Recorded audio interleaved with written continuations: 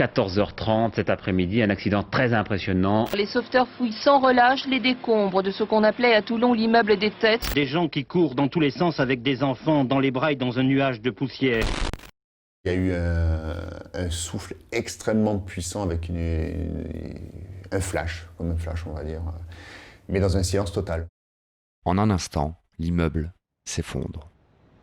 C'est maintenant un immense tas de gravats qui gît à quelques mètres de la mairie. Les pompiers sont rapidement sur les lieux et commencent à déblayer les décombres où des gens sont pris au piège. Quand on est arrivé, on est allé directement au chef du groupe sur place pour lui demander où on allait. Il a dit vous montez sur les gravats, vous commencez à déblayer pour voir s'il n'y a personne en dessous. Ça a été le truc. Après, on a fait ça pendant un moment, dans la poussière, âpre. On sentait le salpêtre. À ce moment, il est impossible de savoir combien de personnes se trouvaient à l'intérieur du bâtiment lors de l'explosion. Le préfet et le maire arrivent dans l'heure qui suit. Une salle de tri pour les blessés est établie au premier étage de la mairie. Il y a le directeur des services techniques, il y a le secrétaire général de la mairie. C'est à ce moment-là, c'est à ceux à qui on passe la consigne générale. Faites tout pour que les secouristes, tous les moyens de secours, quels qu'ils soient, disposent de tout ce qu'il faut pour travailler et dégager la route pour que, justement, il ne suffit pas de découvrir un blessé grave, il faut pouvoir le transporter immédiatement. Il faut donc assurer, l'avenue de la République était forcément barrée, et il faut assurer le dégagement vers les hôpitaux. Les pompiers de Toulon sont rejoints par les casernes alentours. Ils travailleront toute la nuit. Le lendemain, ils sortiront le dernier corps des décombres. 13 personnes perdront la vie dans cette catastrophe. L'expert se rend sur les lieux le lendemain. Il faut déterminer la cause du drame. La thèse de l'explosion au gaz est avancée par les experts. Le gaz, le mot est lancé. Peut-être trop vite. 3 ans plus tard, en 1992, le rapport d'expertise accuse Madame Annette Wasserstein, habitante du 3e étage, de s'être suicidée au gaz. Les familles réclameront une contre-expertise. Au total, l'enquête durera 6 ans, pour finalement se terminer par un non-lieu en 1995. Les familles n'ont jamais abandonné les recherches. À aucun moment on a senti l'odeur de gaz. D'ailleurs, le gaz est venu, il a dit il n'y a pas de fuite. Il a fermé quand même les vannes, mais enfin, c'est par sécurité, mais en réalité, il n'y a pas d'odeur de gaz. Hein, nous. Quand je suis arrivée, ça ne sentait pas du tout le gaz. Ça sentait, il y avait une odeur de poudre. À aucun moment, je n'ai eu une odeur de gaz. C'est vrai qu'il y avait à l'intérieur de l'immeuble des Têtes le laboratoire dentaire de M. Riquier, mais M. Riquier, avec ses petits becs de gaz qu'il travaille, étant donné que mon père était chirurgien dentiste, donc on a eu aussi un laboratoire dentaire dans les services de mon père à Saint-Jean-du-Var. Ces petits becs de gaz, c'est pas cela qui a provoqué l'explosion, pas du tout. Ça, c'est de l'utopie. Aucun des témoins présents sur les lieux n'a senti l'odeur du gaz. D'après le rapport des pompiers, le gaz est coupé dans tout le quartier dès les premières minutes. Pourtant, plus d'1 heure après l'explosion, la mairie sera évacuée pour une cause d'alerte au gaz. On a dit qu'il y a eu une explosion, on avait entendu, mais bon, on ne savait pas ce que c'était exactement, derrière la mairie, donc il faut évacuer la mairie. Il faut faire évacuer la mairie, alors bien sûr, quand on y est évacué, il faut monter dans tous les étages jusqu'au dernier, pour ne laisser personne dedans, pour pas qu'il y ait de risque pour personne d'ailleurs. Et après, tous les alentours, nous avons fait un cordon de sécurité hein, pour aider les services de la police nationale. Et d'autres personnes qui étaient au poste central se sont occupées, eux, du dégagement de la mairie. Nous, on s'est occupé de se mettre en place à l'extérieur, autour de la maison des Têtes. J'étais dans la mairie en train de trier les blessés et je m'occupais des gens. Donc dehors, je ne suis plus allée jusqu'à 4 heures. L'heure à laquelle on nous a obligés à évacuer, c'est à ce moment-là que je suis allée vers le tas pour voir ce qui se passait. Les gravats, il n'y avait plus personne, puisqu'ils faisaient évacuer. Je ne sais même pas s'il y a du gaz dans la mairie. C'est pas une boutique qui tourne au gaz. Elle tourne à l'électricité, point barre. Hein. Qu'est-ce qu'on ferait, à moins de faire un réchaud pour les merguez dans les bureaux? Non, je ne pense pas. Ce n'est pas que la mairie qui est évacuée. Quelques minutes plus tôt, on fait évacuer les pompiers des gravats. Il y a eu un moment où on nous a dit de tout stopper de redescendre, de dégager les lieux, parce qu'il y a des gens civils qui avaient l'air d'être des policiers ou chose, et des petites mallettes qui sont montées, qui sont rentrées, qui ont tourné. Là, on nous a mis à l'écart pendant un moment, puis après, on a pu reprendre. Dans un cas comme ça, on ne peut pas demander l'identité à tout le monde. On se dit que s'il est là, c'est qu'il doit être là. Ah non, non, on nous a mis, vous descendez, vous vous écartez, vous laissez passer. On devait laisser passer ces gens-là qui n'étaient pas là pour déblayer. Ils étaient là plutôt pour regarder s'il y avait quelque chose. Je sais pas. Qui sont ces hommes dont parle cet ancien pompier? Sur une vidéo amateur tournée au moment du drame, on peut clairement les voir, munis de mallettes, grimpés sur les décombres. L'enquête ne commencera pourtant que le lendemain.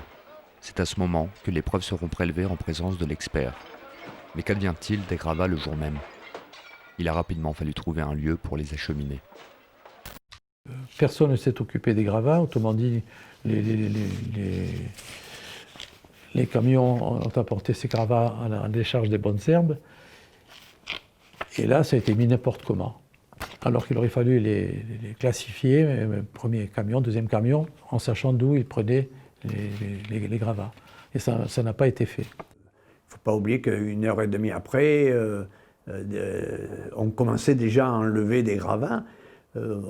Personnellement, nous, la ville de Toulon, on avait un énorme dépôt qui se situait à la Goubran et qu'on pensait que... Moi, personnellement, je pensais que tous ces dépôts, tous ces gravats allaient à la Goubran. Et moi, j'ai appris plus tard que c'était au chemin des Bonnes Herbes. Pourquoi? Ceci restera une interrogation. Il y a des gens sûrement bien intentionnés qui le savent. Voilà un vieux vallon à origine d'occupation militaire, c'était un centre de tir. Donc l'armée de terre qui était encore présente à Toulon avait organisé tout ce petit vallon du Pharaon pour ces centres de tir. La ville l'avait racheté, il était désaffecté, bien entendu, et il était disponible puisqu'il est devenu une décharge. Elle se trouve à l'ouest de Toulon, dans un endroit assez retiré. Il fallait que ce soit à l'abri des regards. Pourquoi à l'abri des regards? Certains membres des familles de victimes n'ont jamais abandonné les investigations. Ces recherches ont mené Pierre-Jean Radicic à découvrir un fait troublant. 5 camions avaient été détournés sur Sifour, dans la cour d'une entreprise de terrassement ou je ne sais quoi, et qui ont été repris, après avoir été fouillés certainement, le lundi, c'est-à-dire 4 ou 5 jours après, et qui ont été enfouis à l'entrée d'Evnos, dans un trou. Pourquoi à l'entrée d'Evnos plutôt qu'aux Bonnes Herbes? C'est qu'il y avait un problème. Récapitulons. La maison des têtes se trouve au centre-ville de Toulon. La décharge de la Goubran, beaucoup plus facilement accessible, pouvait accueillir les gravats. Ils ont pourtant été déposés au terrain des Bonnes Herbes, sur les hauteurs de Toulon, à l'abri des regards. N'oublions pas ces gravats déchargés à Sifour, puis déplacés et enfouis à Evnos. On peut s'interroger sur une telle organisation autour de preuves essentielles à l'enquête. Bon, c'est vrai que Toulon est une ville de garnison, c'est le premier port militaire, la marine est implantée à plus de 40% dans des surfaces militaires, donc Toulon, c'est vrai, c'est un vrai port de guerre. La marine est également sur place. 52 militaires sont envoyés sur les lieux. À la marine, ils sont arrivés, oui, les marins-pompiers sont arrivés assez rapidement. Ils étaient peut-être même avant nous, parce que eux, ils étaient à l'Arsenal à l'époque. Il y avait encore les marins-pompiers à l'Arsenal qui arrivaient assez rapidement. Oui, on ne sait pas le but, on ne connaît pas le but, parce que il y avait des gars qui se disaient, puisqu'ils étaient en civil, qui se disaient de la sécurité militaire. C'est sûr qu'ils avaient des cartes de professionnels. Et après, il y avait des gars qui étaient des soi-disant marins-pompiers. Les militaires sont sur les lieux pour aider au déblaiement. Mais c'est la présence d'un haut gradé de la marine qui interpelle. Sur cette même vidéo amateur, tournée le jour du drame, on discerne clairement un contre-amiral sur place, dès la première heure après l'explosion. Pourquoi les hautes sphères de l'armée s'intéressent à une affaire qui, a priori, ne les concerne pas? La manière dont l'enquête est menée par la suite montrera que dans cette affaire, rien ne se déroule normalement. Si on en est là encore, c'est qu'il y a beaucoup d'incohérences, de disparition d'éléments essentiels, d'erreurs, d'incompétences, notamment en ce qui concerne les experts. Leur expertise a été orientée, voilà. C'est-à-dire que dès le départ, on a dit que c'était une explosion de gaz au 3e étage. Au 3e étage, il y avait cette dame qui vivait seule, qui n'avait pas de famille autour, donc personne à la limite pour venir contredire, enfin du moins ils espéraient que personne puisse venir contredire quoi que ce soit sur son état, puisqu'on a dit qu'elle était dépressive, suicidaire, etc. Alors je ne sais pas quel est le magicien qui dans les instants de l'explosion arrive sur place et dit tiens ça a explosé au 3e, cette personne était suicidaire, je ne sais pas comment ils ont fait. Hein. Certaines personnes n'ont jamais été entendues par la police, comme ce peintre, dont le témoignage est pourtant d'une importance capitale. Donc j'avais rendez-vous à cette époque-là à 2h30 avec Waterstein afin de lui présenter un catalogue de papier peint pour refaire sa cuisine. Donc pour une raison à l'époque exceptionnelle, c'est-à-dire que j'avais eu un dépannage de vitrerie à faire avec mon frère et mes ouvriers, je n'ai pas pu aller à ce rendez-vous. C'est après en apprenant par les journaux qu'on soupçonnait un suicide de la part de ma cliente, que j'ai trouvé cela étrange. Car même quelqu'un qui a l'intention de se suicider ne donne pas rendez-vous au peintre pour faire des travaux de peinture à l'heure où il a décidé de se suicider. La victime idéale. La personne, elle n'a pas plus de parents, elle n'a que des amis, elle a un peu mauvais caractère. C'était une femme qui avait un caractère bien trempé. Hein. Elle savait ce qu'elle voulait. Elle voulait ce papier peint-là. C'est pour ça qu'elle voulait que je revienne pour lui porter le catalogue, pour avoir la référence du catalogue. Elle était vraiment très ordonnée, très stricte. Selon les experts, l'explosion a lieu au 3e étage. Madame Wasserstein aurait laissé le gaz ouvert pendant plusieurs heures. L'explosion aurait ensuite provoqué l'effondrement de l'immeuble.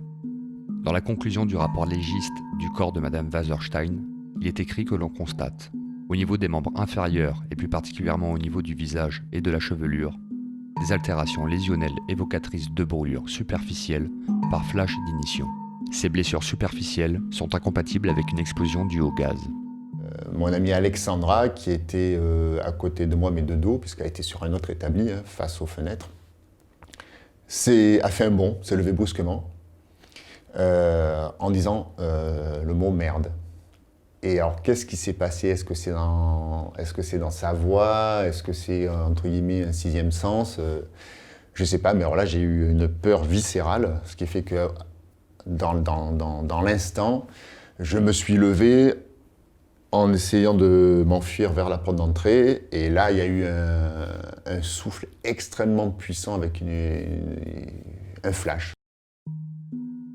Concentrons-nous sur le premier étage. Vulfran, Alexandra, Jean-Marie et Jean-François se trouvaient tous les 4 dans la même pièce. Juste avant l'explosion, Alexandra, qui se trouvait face à la fenêtre, s'exclame, puis tente de s'enfuir. Vulfran l'imite. Aurait-elle vu quelque chose à travers la vitre? On peut lire sur le rapport légiste du corps de Jean-François Torisano que certains caractères des lésions de la main gauche et du tronc pourraient être de nature à permettre d'évoquer l'éventualité d'un fait explosif survenu à proximité extrême de la victime. Le corps de M. Torisano a été déchiqueté. Sur une autre page du rapport, nous pouvons lire « Absence du cœur qui a été éjecté en bloc ». À la lecture de ces documents, tout porte à croire que l'explosion a en réalité eu lieu au premier étage, et non pas au 3e. Sur le corps de Jean-François, il est constaté un dépôt blanchâtre qui sera occulté par les experts. Ce dépôt est également retrouvé sur les autres corps du premier étage. Les vêtements d'Alexandra Baye n'avaient pas eu de brûlure.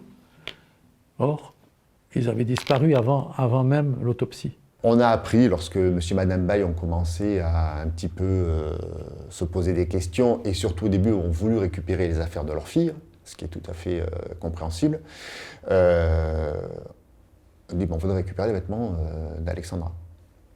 Et là, on les renvoie de l'hôpital à la morgue, de la morgue à la police, parce que la police aurait récupéré les vêtements pour justement l'enquête. À la police, ah non, nous on n'a jamais rien récupéré, retourné à la morgue. Enfin, en retournant un petit peu tout ça, ils ont fini par leur donner un rendez-vous avec un monsieur qui est venu tout confus, en s'excusant 1000 fois d'avoir fait l'erreur d'avoir brûlé les vêtements de leur fille.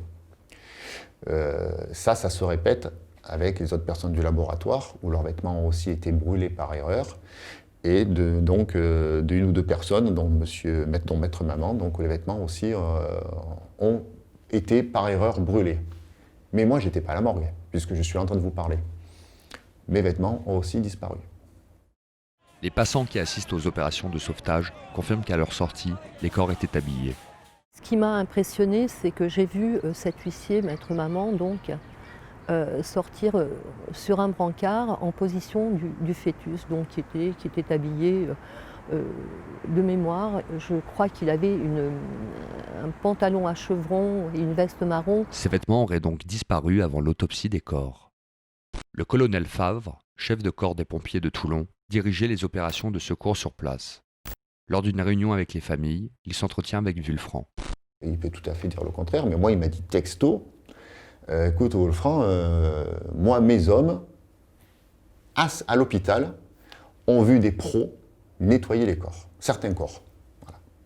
Elle dit, ne me demande pas de le répéter, je ne le répéterai jamais, parce que, pourquoi ça, je ne sais pas. Mais il a dit, moi, je te le dis, j'ai eu des pros nettoyer les corps. Cherchez de ce côté-là. Des preuves qui disparaissent, des témoins qui ne sont pas entendus par la police, comme cet habitant du 2e étage qui écrira à la juge. J'ai entendu derrière moi une très forte explosion et j'ai eu l'impression d'être soulevé et de retomber dans mon fauteuil. Comment cet homme peut-il être soulevé si, comme l'indiquent les experts, l'explosion a eu lieu à l'étage supérieur? Le procès-verbal de Vulfran est lui aussi étrangement rédigé. Moi, j'ai trouvé cet interrogatoire un peu brusque, un peu bizarre, mais bon, de bon cœur, j'ai fait de mon mieux parce que on me posait des questions et que j'étais encore dans cet esprit que la police et la justice étaient là pour m'aider. Et il se trouve qu'avec quelques temps plus tard, j'ai pu lire ce procès-verbal, et là, je vois qu'il est marqué que j'ai entendu un grand boom. Là, je dis, mais j'ai jamais entendu un grand boom. Alors, où je me suis mal exprimé, mais ce que j'ai voulu dire, c'est qu'il y a eu un grand souffle, comme je vous l'ai dit tout à l'heure, un grand souffle qui a été projeté, mais ça a été dans un silence total. À sa demande, Vulfran rencontre la juge d'instruction afin de modifier cette déclaration. C'est-à-dire que je suis reçu par le juge et je ressors de cet entretien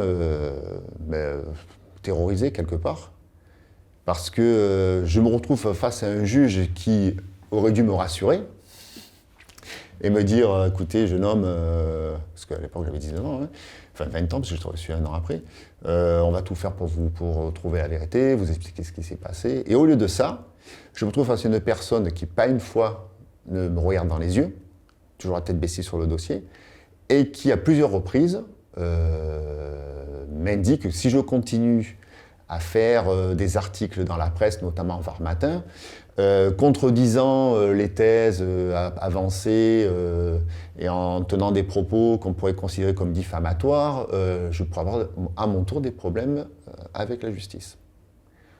Donc c'était quand même quelque chose qui m'a profondément choqué, parce que je suis sorti de là, j'ai dit, mon Dieu, mais où je suis là? Qu'est-ce qui va m'arriver? Et de victime, j'ai eu l'impression de devenir une proie, quoi, presque. Enfin, quelqu'un, entre guillemets, à faire taire. Les familles des victimes décident de faire appel à un expert privé afin de faire analyser certains éléments en leur possession. Une mèche de cheveux prélevée à la morgue par les parents d'Alexandra sur le corps de leur fille est donnée à l'expert Loïc Leribaud. Il est découvert des résidus de barium et de plomb. J'ai encore une petite marque, mais à cet endroit, il y avait une empreinte dans mon genou, là. Alors une empreinte, comment vous expliquer? Prenons le meilleur exemple, c'est de penser une bille qu'on enfonce dans la paume de la main, et on l'enlève. Et vous avez donc une demi-sphère, empreinte d'une demi-sphère dans la chair, noire. À l'époque, on avait demandé à M. Leribaud, qui était expert en micro-analyse, donc d'expertiser. C'est lui qui avait relevé, en me posant la question, qui avait relevé un intérêt sur cette blessure, et qui a donc prélevé de la peau sans difficulté, puisque la peau tombe d'elle-même, et qu'il a analysé avec un microscope à balayage électronique. Et là, on découvre, en faisant l'analyse, enfin il découvre en faisant l'analyse de ces morceaux de peau, tous les composants que l'on peut trouver dans un explosif de type missile. Alors pourquoi de type missile? Entre autres la poudre, le barium et du titane. Voici les conclusions du rapport. Le titane est un métal couramment utilisé dans la fabrication notamment de certains types d'obus et de missiles. La présence abondante de cet élément au niveau d'une blessure punctiforme conforte à nos yeux l'hypothèse d'une explosion éventuelle due à un projectile du type mentionné ci-dessus. Pourtant, la justice ne tient pas compte de ces expertises. Dire que c'est un missile, ce n'est pas une vue de l'esprit, parce qu'il y a 4 personnes, dont certains sont morts, mais enfin on a les témoignages écrits et signés, 4 personnes qui ont entendu soit un sifflement, soit un bruit, et l'explosion après. Et il y a une personne supplémentaire qui m'avait téléphoné lorsque j'étais intervenu sur une radio, et il m'avait dit, à votre place, j'aurais fait ce que je vais faire, c'est-à-dire, je vais vous dire ce que j'ai entendu. Alors c'est un ancien officier, un aviateur, qui était en retraite de l'armée, donc assez jeune, mais il avait monté une affaire. Et il se trouvait place d'Armes, et il a entendu un sifflement. Mais c'était un aviateur qui s'occupait des missiles principalement, hein, missiles air-air, air-sol, etc. Il dit, c'est un missile que j'ai entendu, mais je ne vous dirai jamais qu'il a tapé sur la maison des têtes. C'est entendu, j'ai entendu le missile, après ça a explosé, mais je ne sais pas si c'est ça. À ce jour, l'origine de l'explosion de la maison des têtes reste indéterminée. Peut-être la vérité complète, on ne nous la dira pas. Mais bon, qu'il y ait au moins une reconnaissance de l'État. On peut toujours réouvrir une enquête s'il y a un fait nouveau, ou si, psychologiquement, la situation est tellement douloureuse, tellement difficile, qu'elle laisse la place à trop d'inconnus et de soupçons, et à ce moment-là, c'est à l'autorité de justice de réouvrir. C'est très rare, parce que la justice française est tellement sûre d'elle-même et qu'elle se remet rarement en cause, mais ça peut arriver.